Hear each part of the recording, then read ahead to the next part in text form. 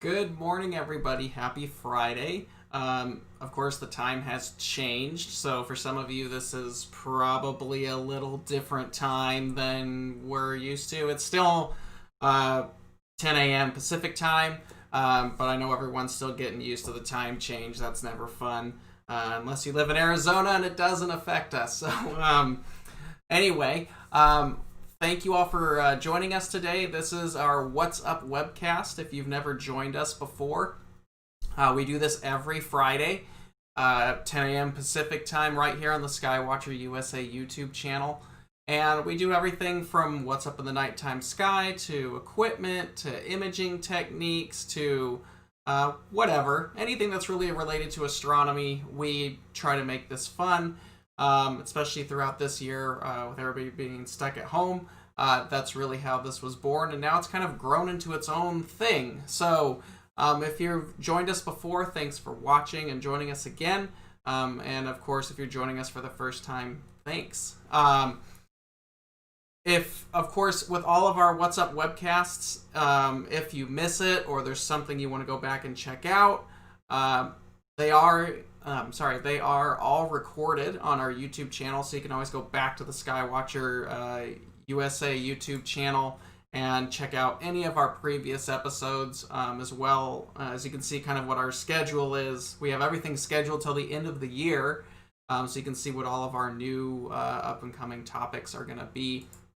Of course, if you like the channel and you kind of want to be kept up on content that's available, we appreciate if you subscribe to the channel. It just keeps you up to date. And if we release new content, you'll be the first to know about that as well. If there's ever anything that you want us to cover that we haven't covered, or you have a question about the What's Up webcast, you can email us at support@skywatcherusa.com. Just title your email What's Up and let us know. We're happy to do questions, comments. I don't do concerns, so you can throw that one out the door. But yeah, go ahead and email us there if you have any questions or there's a topic you want us to check out that we haven't done so far. So this week is kind of a new thing we're going to start doing every month. At the first Friday of every month, we're going to be doing a What's Up in the Night Sky for that month. I know we talk a lot about equipment, which is fine, and techniques and stuff, but we want to start incorporating more of the real reason we're doing this hobby is astronomy. We're all interested either in the night sky or what's up, on the sun or what have you. We're all interested in this hobby, and why not get a refresher or some ideas about what's up in the sky for this month? So we're going to start doing that. That'll be the first Friday episode of every month. We'll do a What's Up in the Sky for that month. Of course, our last Friday of every month is our special guest speakers, and then whatever is left over in the middle there, we'll fill it in with different topics related to equipment and such. So just to give you kind of our schedule of how we think about things, there's going to be probably some cool new stuff coming next year, and our coming video, our coming webcast in a couple weeks, we'll be talking about our plans for 2021 and things like that. So definitely stay tuned with us, and we'll let you know on what's going on. So anyway, let's get started here. If you have any questions, you can put them in the chat. I'll try to get to them. Normally we wait until the end to get to anything, but if there's something on the particular topic at the time that we're talking about, go ahead and type it in there. I'll try to get that answered for you. All right, so let's get going. So let's start with our night sky. And, it's November. We are in autumn, so we have all kinds of objects. We are transitioning from the summer sky objects and constellations. So, we're still in the early evening. You're still able to see Sagittarius. Ophiuchus is starting to set out there in the west, but still high in the sky. You've got the summer triangle up here. That's Vega, Deneb, Altair. You've got that summer triangle going on, and with that, you've still got Cygnus and Lyra and Vulpecca. Hercules is still floating out there, so there's still a lot of cool summertime targets, and we're going to go over some of those in this webcast today. But you still got quite a bit of time, not quite a bit, you still have got some time if you want to go out and view some of those popular summertime objects that sit high up in Cygnus, and some of the other constellations as well. And then, of course, rising in the east, we have many of those popular fall objects starting to, Perseus is coming up, Cassiopeia and Cepheus are already very high in the sky. There's a lot of really stunning objects in the Cassiopeia Cepheus region, especially if you're an astrophotographer. There's all kinds of weird dark nebula and some challenging wide field targets in there. And then, of course, everyone's favorite, you've got the Andromeda Galaxy coming up with Andromeda. Pegasus has got some cool stuff in there. So there's all kinds of stuff that's visible this time of year. And we're going to kind of go over, those various things and some cool things to give a shout out over the next several weeks. But just to start out with the basic, let's talk about the big bright thing in the sky, and that's, of course, the moon. So the moon this month is going to go through its phases, just like it does every other month. But for example, new moon this month is November 15th, so next weekend.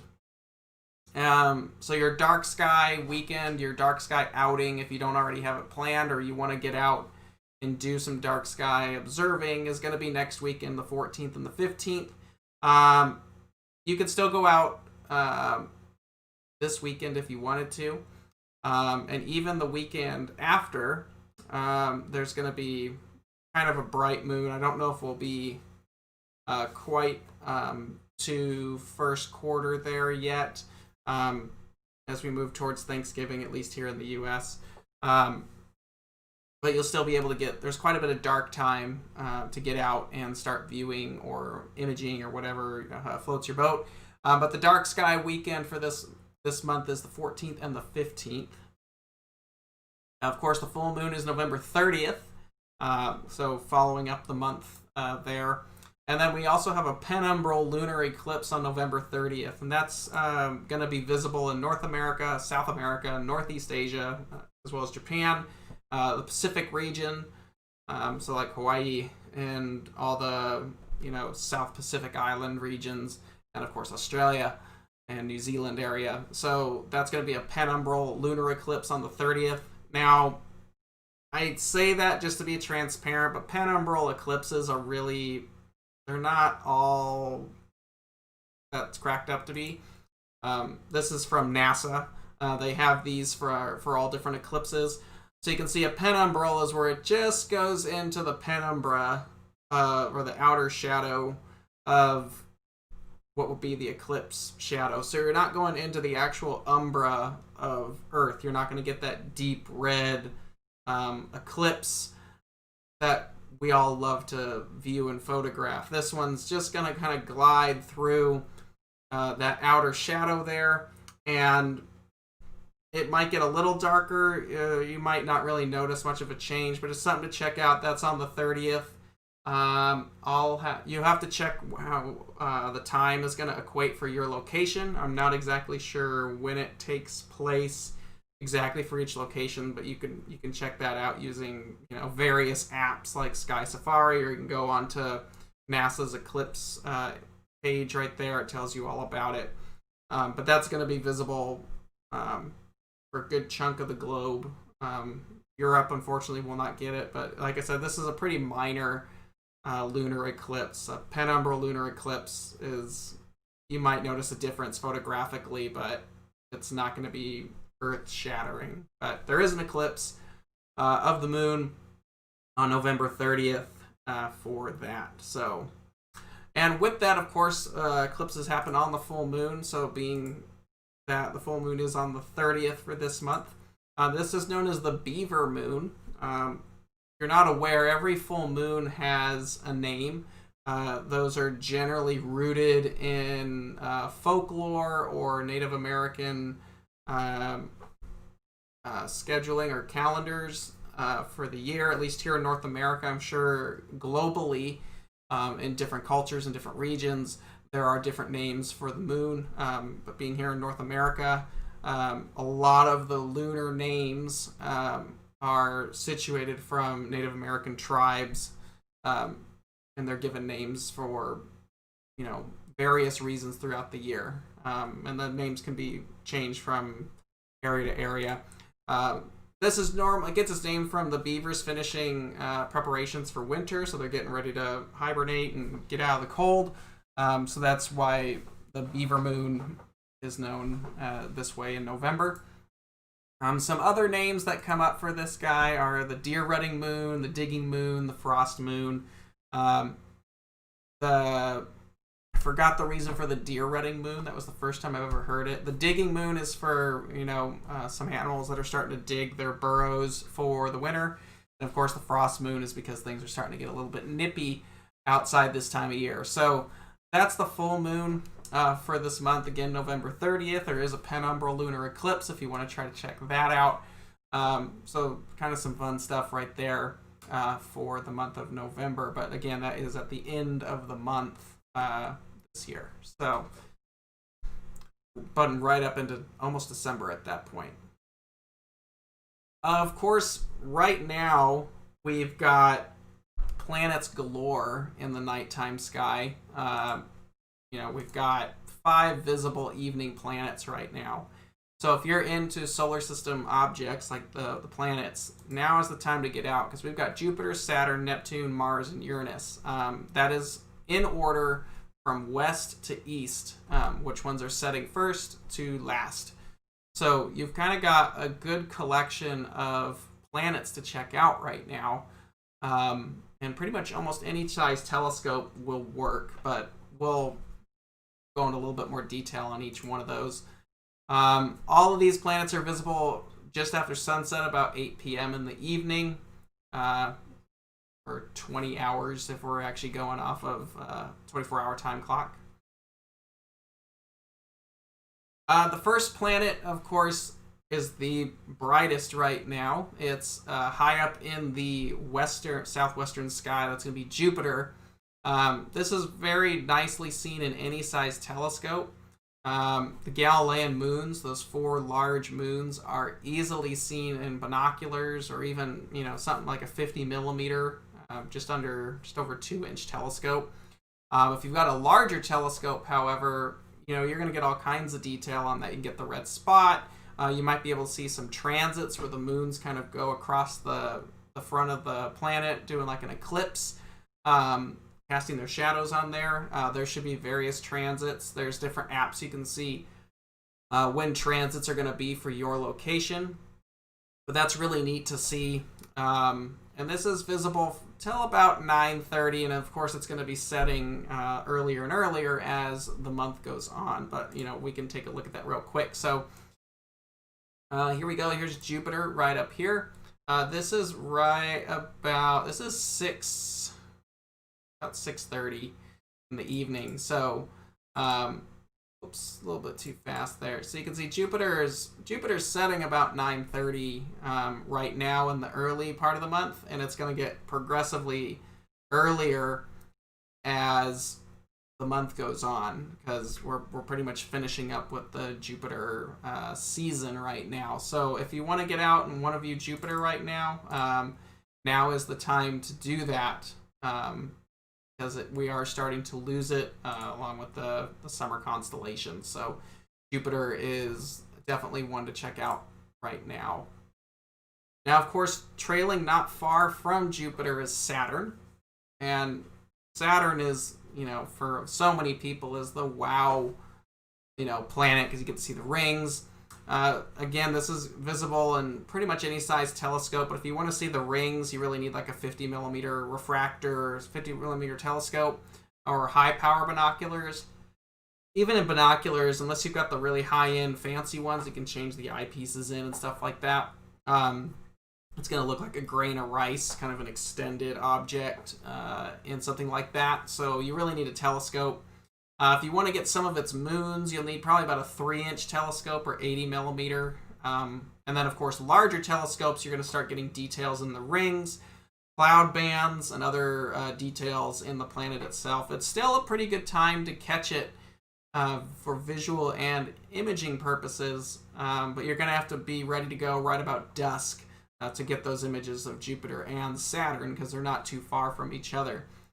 Now, there is a really rare conjunction of these two that are going to happen right around Christmas. We'll be discussing that next month's What's Up in the Night Sky episode. We'll be talking about that really rare conjunction that's going to be coming along. That's going to be kind of the highlight of December as far as celestial objects go. So we're not quite done with the planets, Jupiter and Saturn yet, but they are still visible. But you are going to see they are pretty close to each other right now. But over the course of, the next... let me see if I could do... Yeah, maybe not. I'll have to set this up a little bit. But over the next couple of... Sorry. Fine. Over the next couple weeks, you're going to notice that Jupiter and Saturn are going to be getting closer and closer to one another, and it's really going to come to quite a showcase as we get towards late December, around the 25th, 24th, holiday area. But over the next couple weeks, you are going to notice that as these two set in the west, they're going to progressively get closer and closer to each other, ultimately ending up in that conjunction in December, which we'll talk about next month. So now is definitely the time to check out Jupiter and Saturn. They're still high enough around dusk to get some really nice views and some images of those. That's not quite done yet, so do get out there and check it out, because we are going to start losing them as the month goes on and they start setting earlier in the evening. Now, another planet that's up right now is Neptune. This is probably the most challenging of all the standard planets. You really need a telescope for Neptune, probably about a 5-inch, if not bigger, telescope. I really like Neptune. I think Neptune's kind of cool because it's a little bit more challenging to grab than the naked eye planets. Even in a telescope, it can be difficult to see because of how far away it is. It's going to be harder to get that spherical planet look. It is kind of a darker blue as well. So what's neat is you will see the color change from that compared to like the outlying stars.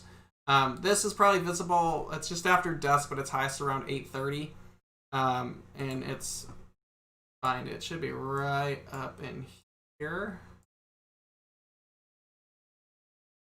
But Neptune is one of the planets that you can grab right now.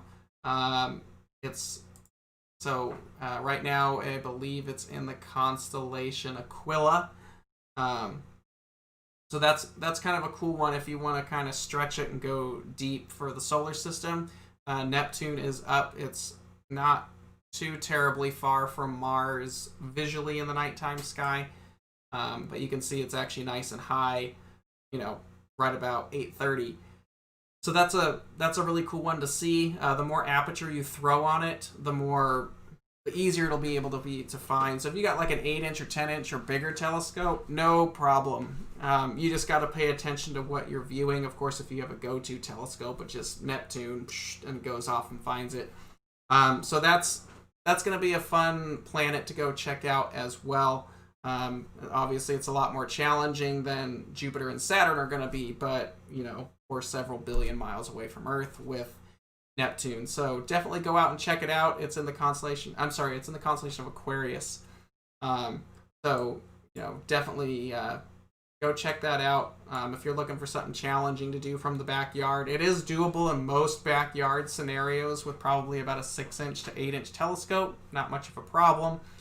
You are going to need some magnification, though, if you want to get it to look more like a planet and not just a dot. So try to get to that 150 power arena depending on the seeing conditions. You're not going to see a whole heck of a lot on it because it's so far away.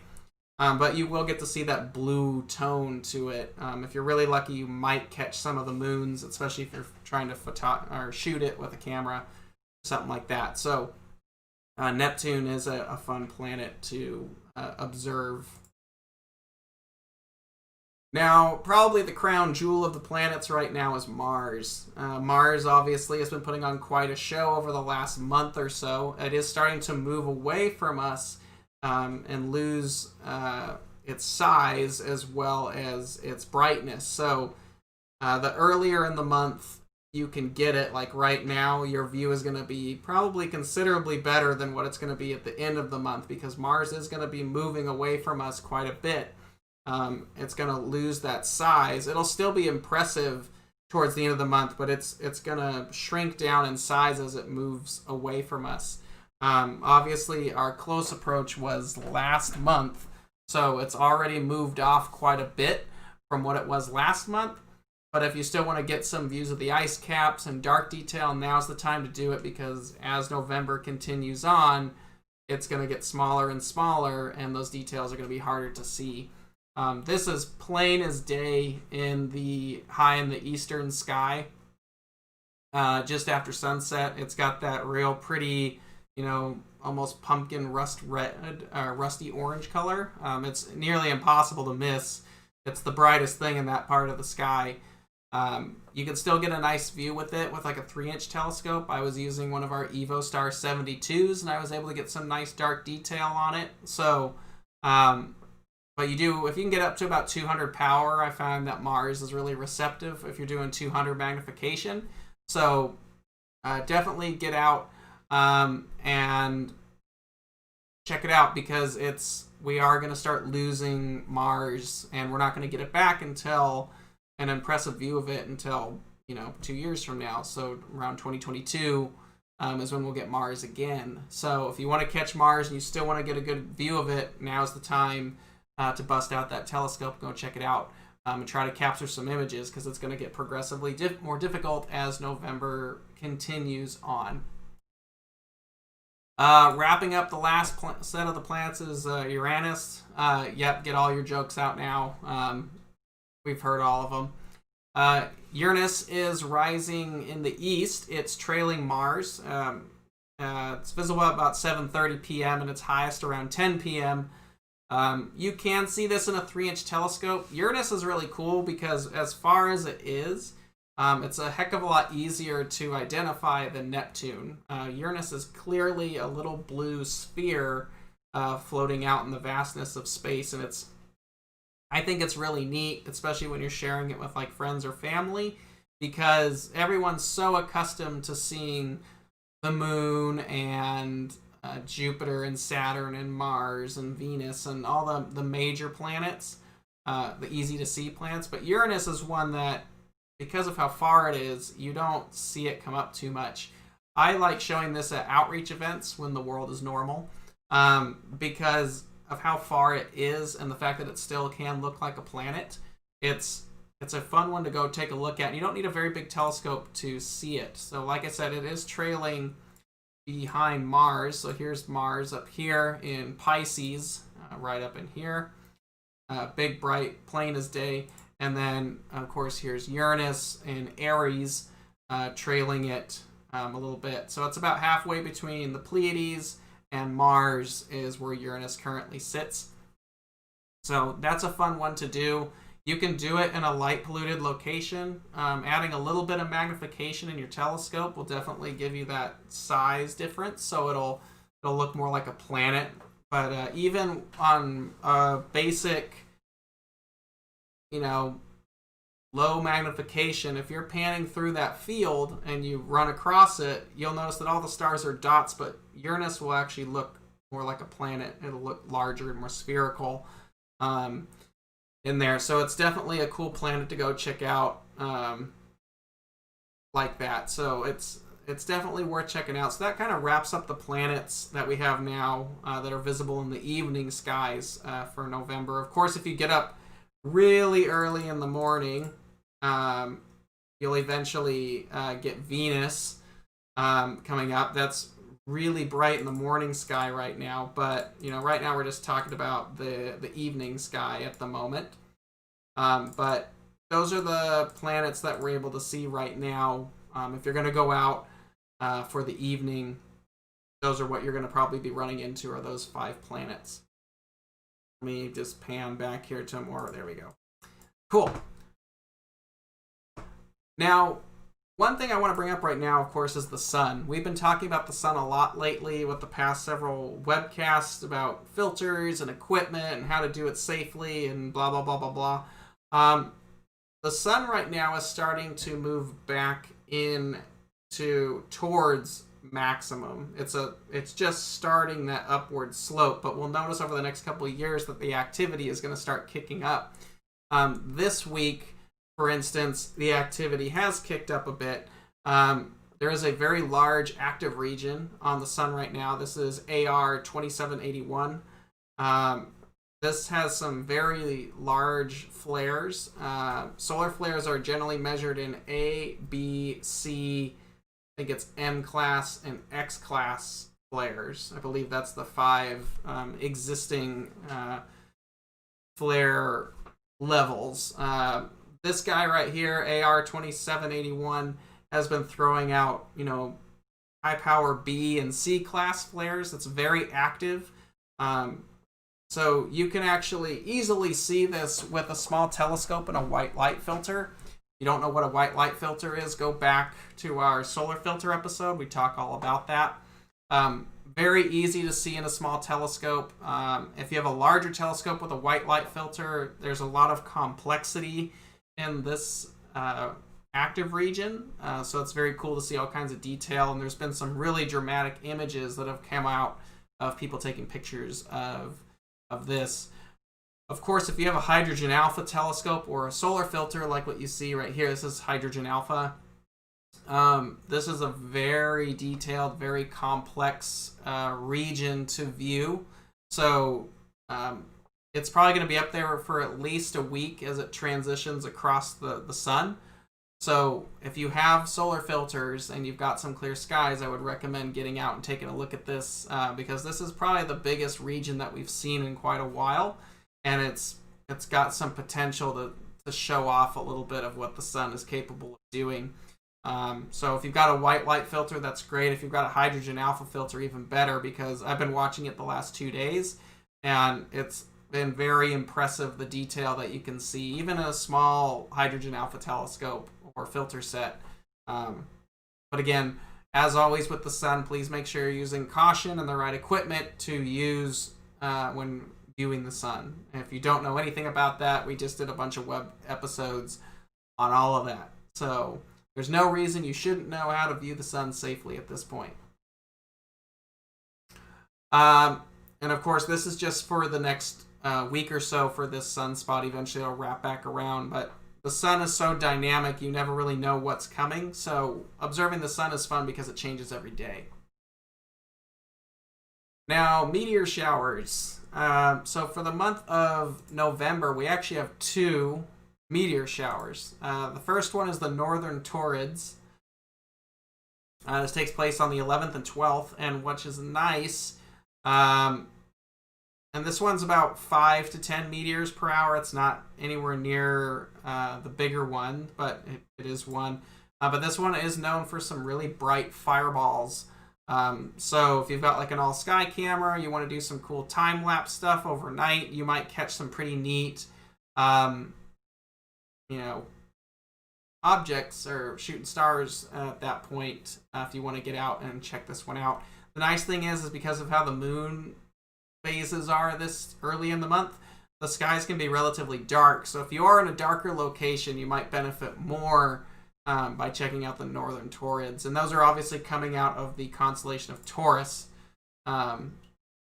Right here. Here's the Northern Taurids right here. They're going to actually come out of not far from where the Pleiades is at in the nighttime sky. If you don't know what the Pleiades are, we'll talk about that here in a little while.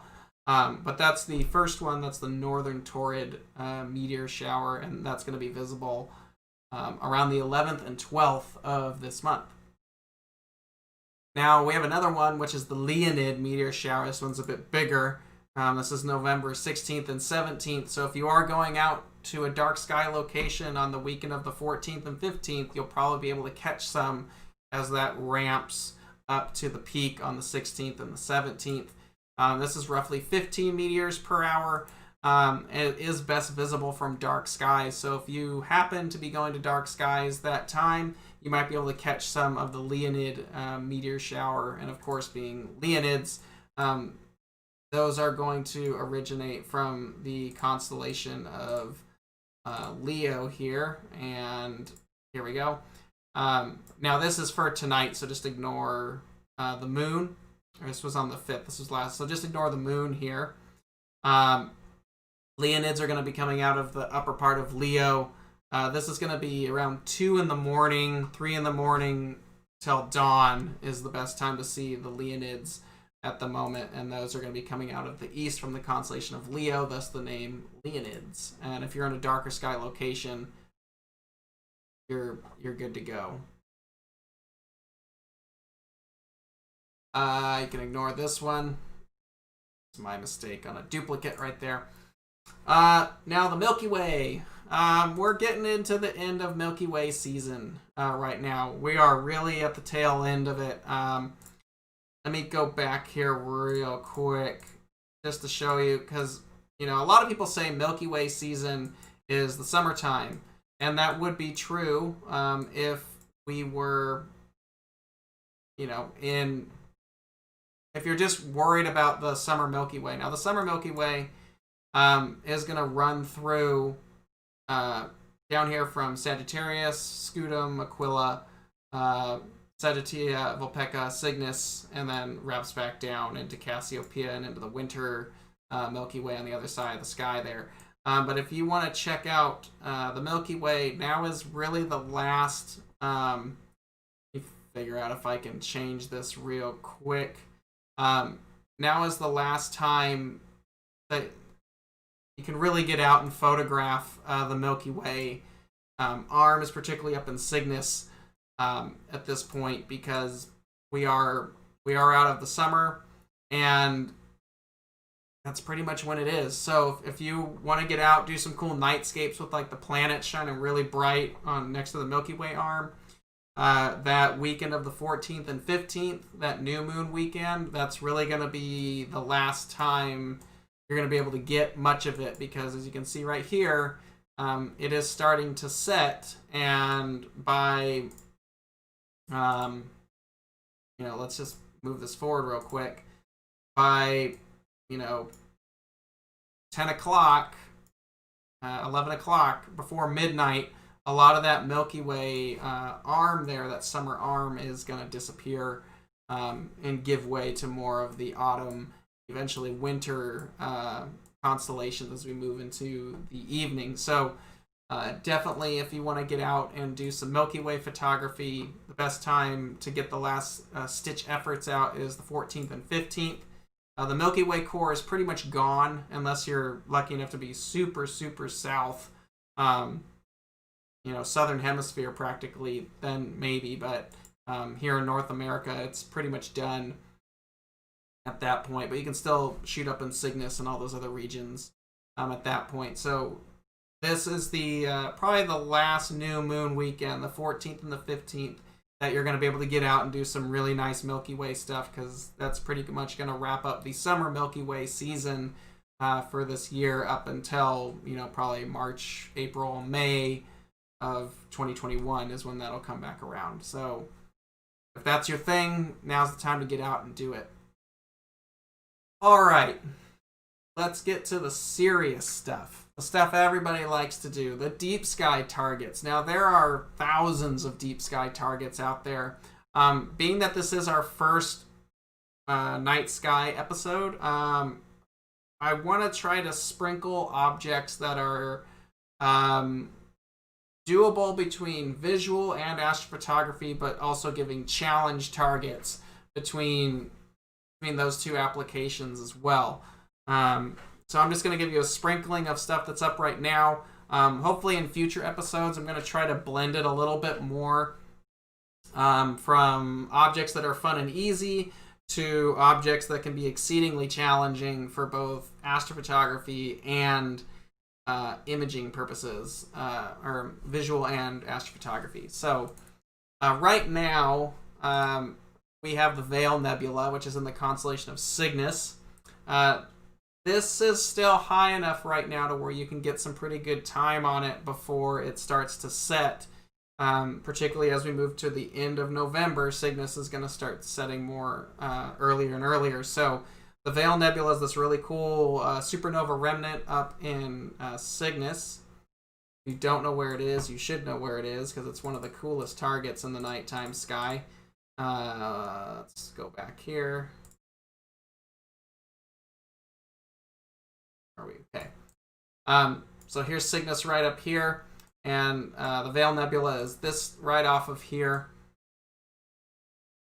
And you can see it right there. It's off of that upper wing there, off of Cygnus. So you can still get a nice glimpse of that, as well as all these other complex nebulas like the North American and the Sadir region and the Crescent Nebula and all that. There's still plenty of stuff in Cygnus to get a look at. So if you want to shoot anything in Cygnus, over the next couple weeks, now's the time to start hitting it, because you'll still have a couple hours in the evenings there to grab a view of those targets.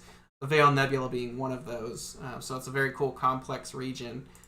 If you are heading to dark skies, this is an amazing object to see visually. You need probably, I've seen it in a 3-inch telescope if you want to get the whole field. You'll need like an oxygen 3 or a UHC filter. But larger apertures will be helpful to getting more of the nitty-gritty detail in some of the structures in these outer regions right here, particularly in the western and the eastern veil, as well as Pickering's triangle right in here. So it's a cool one to see visually, but you will need a little bit of aperture. If you can get up to that 6-inch size, 150 millimeter, you're starting to get interesting. If you've got someone who's got a big daub, really looks cool. This is a great target if you're into narrowband imaging. This is largely hydrogen. That's what this 4-panel mosaic is right here. It's a hydrogen alpha filter, a 7-nanometer H-alpha filter, and a monochrome camera on an Esprit 100, I think is what this one was. So this is definitely a cool target to get out and shoot. If you've got narrowband filters or one of those multi-band narrowband filters, this is still a really cool target to capture, and you've still got plenty of time over the next couple weeks while the moon is down to really hit this nebula. So very cool target to check out while Cygnus is still up, as well as some of the other objects in the region like the Crescent Nebula and the North American Nebula. Again, that's all right up in here. It's still pretty high up in the sky after sunset, so you've got at least a couple hours in the evening to capture it. So here's the Veil Nebula over here. Of course, you have the Sadir region with the Crescent Nebula right here. You got the Tulip Nebula down here in Cygnus, and then of course at the tail down here you've got that big Pelican North American region just off Deneb. So there's still plenty of time to hit all those targets up in the Cygnus region and finish out that summer imaging project that maybe you never got around to doing. So the Veil Nebula being one of them. Now, it wouldn't be autumn without the Andromeda Galaxy, or M31. This, of course, is in the constellation of Andromeda, thus the name. This is visible high in the eastern sky after sunset, almost overhead as the evening progresses. This is visible from light-polluted locations and small telescopes. You can see kind of that glowing, core. You might be able to catch some of its companions like M32 and M110. But it's still doable. It's naked eye visible in a dark sky sight, and in binoculars it looks awesome. The extension that you see when binoculars from a dark sky location is amazing with the Andromeda Galaxy. And it is easily captured with cameras, whether you've got, like a Star Adventure and like a 200 millimeter lens, or, a wide field telescope. The Andromeda Galaxy is a great target if you want to start pushing your tracking systems to doing something a little bit more exotic. So Andromeda is an awesome target to check out. In darker locations with some aperture, you can start to see some of those dust bands. I'd probably say about 12 to 14 inch or bigger scopes in a dark location. You can start to see some of the dust bands in the Andromeda Galaxy visually. So it's a cool, very complex object to see from a dark sky location because there's so much detail. But photographically, it is something you could do, in a moderately light polluted location. You can get a nice shot of it. Or in a dark sky location, you can pretty much have at it. Now, of course, Andromeda, like I said, is right up here. There. My computer to listen. There we go. So M31, the Andromeda Galaxy, is in Andromeda. It is almost nearly overhead after sunset, but as the night progresses, as we get to 9 o'clock, 10 o'clock at night, it is overhead. This is a really nice target right now if you're looking for an imaging project and you want a considerable amount of time on it. Andromeda is in a very good location for a large majority of the night. So if you're looking for like a long-term imaging thing to do over the next couple weeks, try pounding out Andromeda. That's kind of a cool one. Of course, I don't have a slide for this, but not far from Andromeda, if you want something a little bit more challenging, you've got M33, the Pinwheel Galaxy. So that's right here. Not too far from, it's actually kind of opposite the constellation of opposite the galaxy Andromeda, but M33, it's the Triangulum Galaxy, essentially, is what it is. That's another fun one. That's going to be more challenging to see visually. You'd kind of need dark skies for that. Photographically, it can also be kind of an interesting target. It's got a lot of hydrogen in it because of its star-forming regions in that galaxy. So if you got a hydrogen alpha filter, there's some pretty interesting details that come up in M33 because you have all these little H2 regions inside the galaxy. So something kind of neat to see as well up in that particular region. But Andromeda is such a staple for the autumn sky. So get out, check that out. Of course, following Andromeda, we have M45. That's the Pleiades Cluster in the constellation of Taurus. This is more later in the evening or as the month progresses on. You're going to see that the Pleiades is going to be trailing behind Andromeda as Taurus rises higher. The Pleiades is such a nice object. It looks great almost anywhere. Light polluted locations, you can still get it in binoculars. Dark sky sites, if you've got enough aperture, you can start to see the Meteor nebulas that are in there, those faint blue wisps of dust in there. The Pleiades is really kind of a stunning target to take a look at. This was shot in town from my backyard. This was with a hyperstar, Star Arizona C11 hyperstar arrangement, but just a light pollution filter. So the Pleiades, because it's a star cluster and it has a reflection nebula, which means the light that's illuminating the dust is reflected. It's not emitting. There's no filter that really helps you with this. So you'd have to use just a light pollution filter and be in a dark sky and just hit it with a nice wide field telescope. Visible naked eye about 9 p.m. But as the month progresses, as we move later towards the end of the month, it'll become nice and high. And over the winter, it goes, almost vertical overhead. So if you're looking for another long-term imaging project that you want to pound some time on, the Pleiades is one to check out as well. Again, it looks great from a light polluted location, even in small optics like your finder scope or binoculars. It looks awesome as a collection of stars. And of course, if you're in a dark sky location, it's dazzling. It just such an extension of stars out there. And then, of course, for photography purposes, it's one of the easier targets to photograph. So if you're going to be just getting into imaging, or you're looking for something to do that's not Milky Way photography and you want to push it a little bit more, the Pleiades is a nice starter object, very similar to that of the, what am I trying to say here? Very similar to M31, the Andromeda Galaxy. The Pleiades is a very easy target to get started with, understand tracking, understand how to stack images. It's a good target to get your feet wet on how astrophotography needs to work. And of course, that's in Taurus, the bull. It's going to be naked eye visible for most backyards here in North America, or the Northern Hemisphere. You should be able to see the Pleiades. It looks like I call it like a micro dipper, but very easy to see, and kind of a fun one to show friends and family if you've got somebody around that wants to take a look at it. So Pleiades is definitely a worthwhile target that's starting to make its appearance back in our skies in November. Okay, let's get to some more challenging stuff.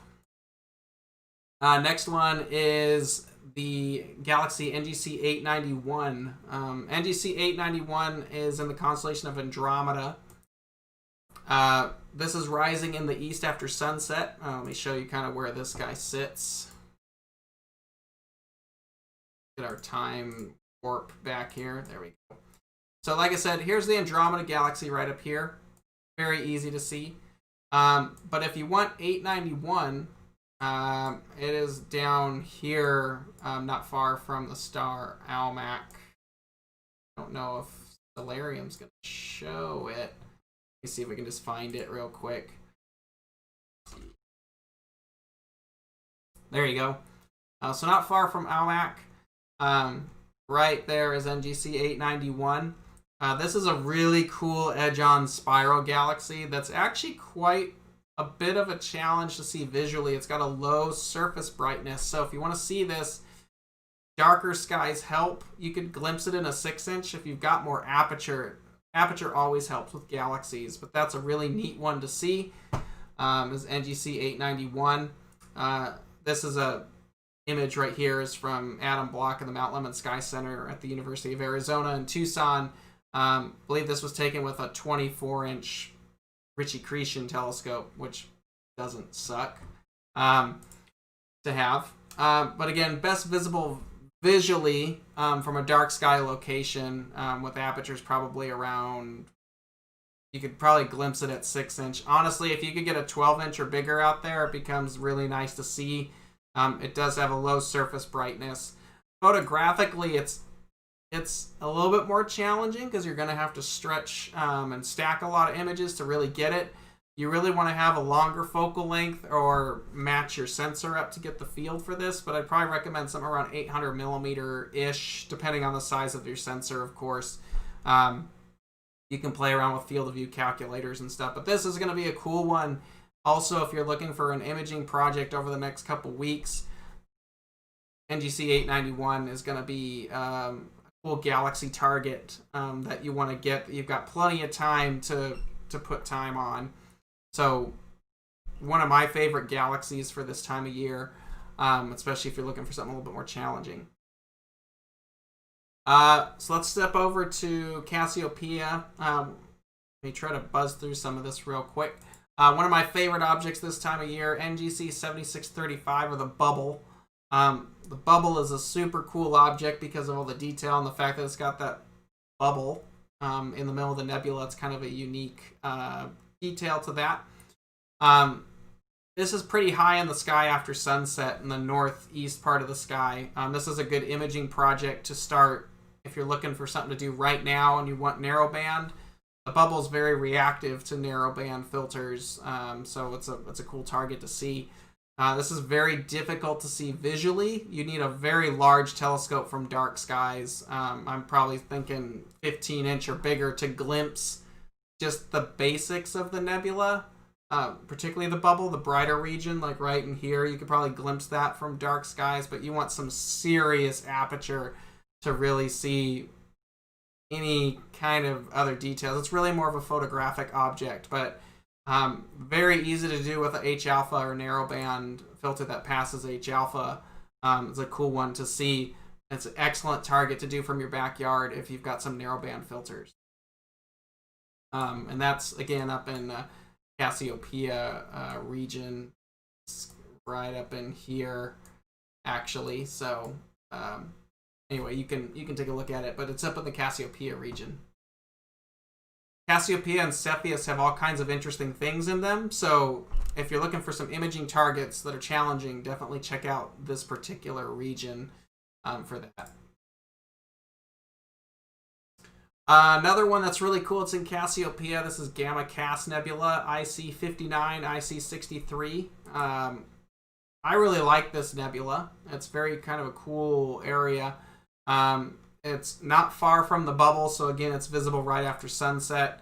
It is very difficult to see visually. I've done it in my C14, 14-inch Macassegrain with, I think, a UHC filter. And even then, it was very faint. You have to kind of move the telescope back and forth and watch the field move and see what moves. But if you're looking for a challenge and you've got some dark skies and a decent telescope aperture, we're talking 12-inch or bigger, this is a cool one to go after. But it's an excellent imaging target. It is quite visible in hydrogen alpha. A little bit of O3 in there. There's no sulfur in this region, so if you're doing a Hubble palette image, it's not really going to work. So hydrogen alpha, like you see here, or hydrogen alpha is really where it's at. You can do some color in the region as well, but this is a very neat one to see, and it's very easy to find because it's actually around the star Navi, which is the center star of Cassiopeia. You can see it right there. But yeah, right dead center in the middle of Cassiopeia. Very cool object to catch. Very easy to find. So check that out. Now, one of the more challenging targets this time of year is called Stephan's Quintet. Stephan's Quintet is in the constellation of Pegasus. It is a galaxy cluster. Very tight galaxy cluster. It's rising in the east after sunset. Gets pretty high, in the sky about 9-10 o'clock at night. This is best done in a dark sky location. You probably need at least a 10-inch to glimpse it.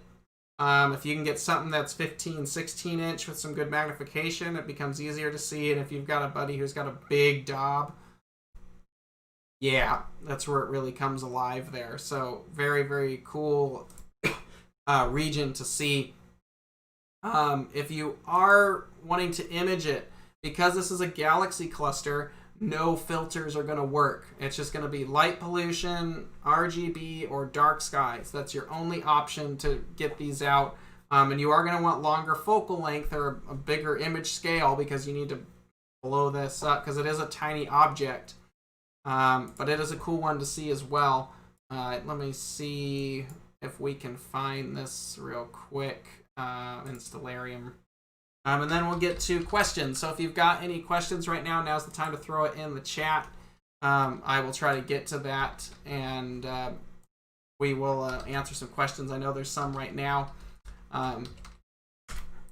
So Stephan's Quintet, like I said, constellation of Pegasus. I'm not sure what I did with all the stars there, but you can see it's not far from the bottom front leg of Stephan's Quintet there, so definitely check that out. Is a very challenging, not super challenging, but it is a challenging target to see visually. It's a fun one if you're looking. It's 13.6 magnitude. What that basically equates to is you need a 10-12-inch telescope to do in a decent sky. Not super dark, just a decent sky.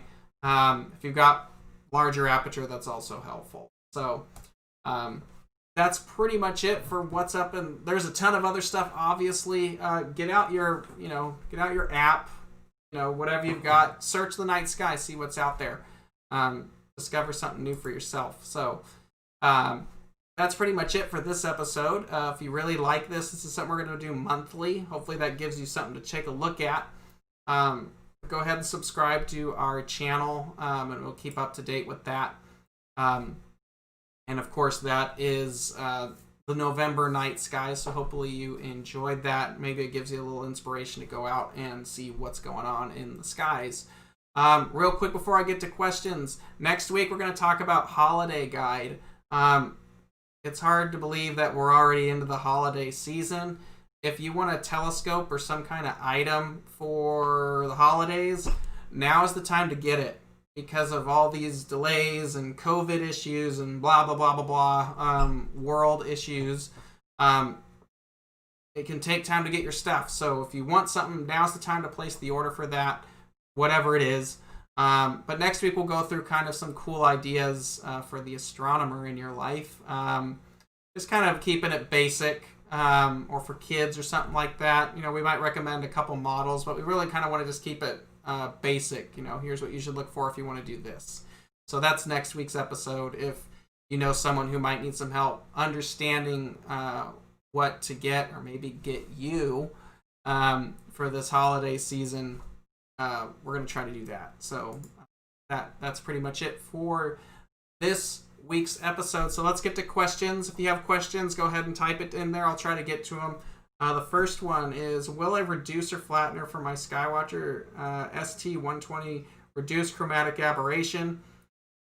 The CA isn't that bad and filters work pretty well for it, but looking for another solution. So those short tube achromat refractors are really designed for low power visual work. I guess I don't know, there's no reducer that's going to be used for them. It's such a fast telescope already, there's not really a reducer that would be available to make that work at that point. So there's not a lot you can really do with it at that point. So unfortunately, there's not much that can really be done photographically. You could probably use like a narrowband filter, like a hydrogen alpha filter. That won't care that it's on a achromat refractor. There is different filters that you can get if you want to knock down the what am I trying to say here? The chromatic aberration a little bit. Botter, for example, makes one. I'm trying to bring it up here real quick. You can get it from all kinds of places, but just so you know, this is the Botter Fringe Killer. There's several other filters that are like this, but the Fringe Killer knocks out chromatic aberration. Look at the spectrum here real quick. You see it kind of cuts off over in the blue, so it's going to get rid of some of that chromatic aberration.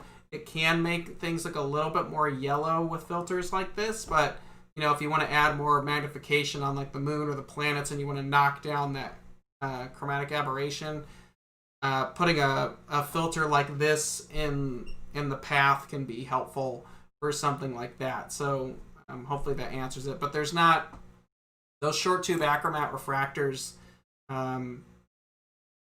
They're really designed for wide field visual work. You could probably use it for astrophotography, but it's not like its bigger brothers like the Esprit 100 or one of these apochromatic refractors that's going to have better color correction and be designed for photographic use. Next question. Do you think the UHC filter is sufficient to see the bubble nebula with an 8-inch Schmidt? Under very dark skies, possibly. You might be able to glimpse kind of the brighter region of the bubble nebula. Let me see if I can find the bubble nebula real quick. Past all this. So the bubble nebula, there's one particular spot in the bubble that's is easier to glimpse. Right here, I know it's hard to see. Right next to the center star area, there's kind of a clump, and then this brighter part of the bubble. That's really the portion of the nebula that you see visually. All this other stuff out here is very difficult to see. So it's going to be just this brighter region. You might be able to see it in an 8-inch. You would need some exceedingly dark skies. But it's always worth a shot. The worst thing that's going to happen is you're not going to see it, and that's the end of it. So whatever. So give it a shot. If you see it, awesome. If you don't, darker skies or a bigger telescope. That's pretty much it. It always drives me nuts when people are like, no, you can't do that here. It's impossible. Okay, well, if you try and it doesn't work out, the only thing you wasted was like 5 minutes. So yeah, give it a shot. But a UHC filter, an O3, any of those would probably work. If you have one of those crazy night vision things you can hook up to a telescope, like a couple of friends of mine have, no problem. Put a hydrogen alpha filter on that, throw that in there, end of story. But if you don't have $2 or $3 grand to drop into a night vision system for your telescope, then just give it a shot. Let's see. I like your use of the Stellarium planetary software. Yes, Stellarium is what we've been using tonight. Not tonight. Is what we've been using. That's been that planetarium software. It's a free software you can get online. You can control telescopes with it too. I don't know the protocols on how to make that work. I have customers that use it on our EQ6 mounts and various other mounts. So give that a shot. Next question. What is the minimum exposure time to capture bubble nebula with an 80 ED? The exposure time can vary because it depends on the filter that you're using. You can glimpse it probably in 60 seconds. If you have a narrowband filter and one of these more sensitive cameras, like the monochrome cameras that are on the market today, or a ZWO camera or something like that, and you've got one of those like multi-band narrowband filters, it wouldn't take much to glimpse it.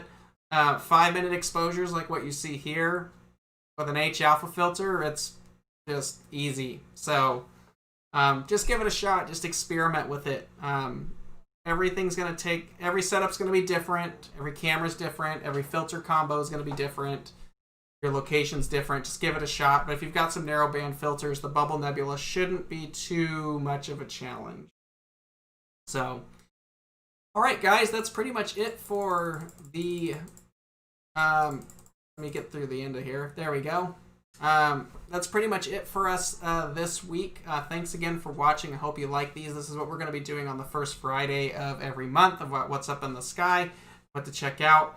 Again, next week we're going to be doing that holiday guide. So if you've got someone who's unsure on what to get or what to pay attention to for the first telescope for like a small child, or maybe that, big fancy eyepiece you've always wanted, wink, wink, nudge, nudge. We're going to be talking about all that next week. So thanks for watching. Have a great weekend. Stay safe, and if you've got clear skies, go out and view. So take care, everyone. Have a good weekend, and we will see you all next Friday.